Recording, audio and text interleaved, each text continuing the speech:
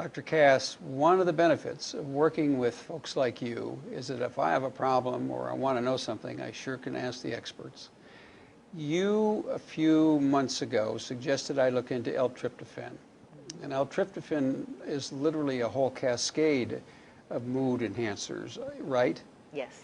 Yep. Why don't you describe what L-tryptophan is and how it comes down to whatever... Down the chain. That's what right. It does. That's right. Okay. Tryptophan, or L-tryptophan, that's the scientific name because of the rotation, levorotation, but we'll just call it tryptophan because that's easier. Now, a lot of people are going to associate, there are two things that people tend to associate with tryptophan. One is turkey. Say, okay, you have a big turkey dinner on Thanksgiving and you fall asleep. That's tryptophan.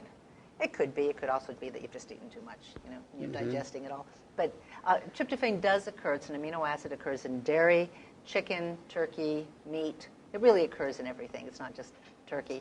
But that's a nice story that we have. You can't get enough out of the turkey, though, right? Probably not enough. Yeah. You know, we can get a good amount. And that's why it's important when you're a vegetarian to make sure you have some source of tryptophan. Okay. And that can be an issue. Now, tryptophan is a calming amino acid. The other thing people associate with tryptophan is there were some problems with it in the mid-'80s. There was a bad batch. And because of that, it was banned for a long time. You couldn't get it in the health food stores. But gradually, it's come back. Now, the irony is that with that story, it did cause a condition called eosinophilia myalgia, which was a serious problem because it was a toxic batch. It was made improperly. And that was remedied. But it was also coming out at the same time as Prozac was introduced. And because it had the same effect of raising serotonin, the Prozac won out. You know, different marketing. The drug. The drug won, yes. Okay. And the FDA put a ban on tryptophan for quite a while.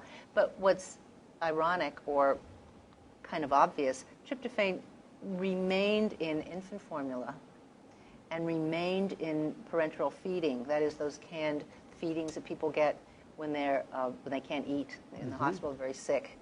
So if tryptophan were poison, we wouldn't be giving it to babies and sick old people, right? Okay. That's right. So we know that there's something going on there. So tryptophan, fortunately, is back on the market. I use it quite a bit in my practice, and I'll explain a little about what it does. When you eat the amino acid, ingest it, it's broken down in the gut, and it becomes 5-hydroxytryptophan, 5-HTP, and you can also, that's another product you can get. And then that's broken down ultimately into serotonin. And serotonin is where the action is. That's one of the molecules. It's a neurotransmitter that calms you down. And a very important one. It's important for sleep. It's important for mood.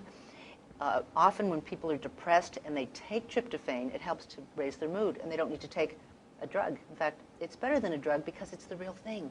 It's what your brain really needs to feel calm and relaxed and happy, you know, and it helps you to sleep well, too, as opposed to, say, if you're taking the drug, the SSRI, the serotonin reuptake inhibitor, where you're fooling the brain into thinking there's more serotonin, but there really isn't. And that's another reason why, by the way, these drugs will tend to stop working after a while.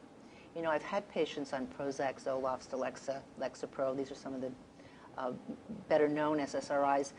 And what happens is after a while they stop working because the person really has run out of serotonin. They don't have enough tryptophan in their diet. And so even though it says officially in the PDR, that's the physician's desk reference, not to combine them, an SSRI with tryptophan, I actually do. But you do need to do it under doctor's care because there is always a risk of something called serotonin syndrome, which I discuss in Natural Highs. Serotonin syndrome is a little dangerous, where you get a high blood pressure as a result of too much serotonin, but that's very rare. So getting back to just plain tryptophan, I think it's a really wonderful product. I give it to my patients anywhere from 500 to even 3,000 milligrams over the course of a day. Sometimes they take the whole thing at night if it makes them too sleepy during the day. And there are benefits during the day as well. Even though you take it at night, the next day you feel really good. You also need to take it along with some B vitamins, particularly B3 and B6, as well as a little bit of carbohydrate. So if you take it at bedtime, take it with a little fruit juice. And then make sure you're taking your B vitamins during the day as well.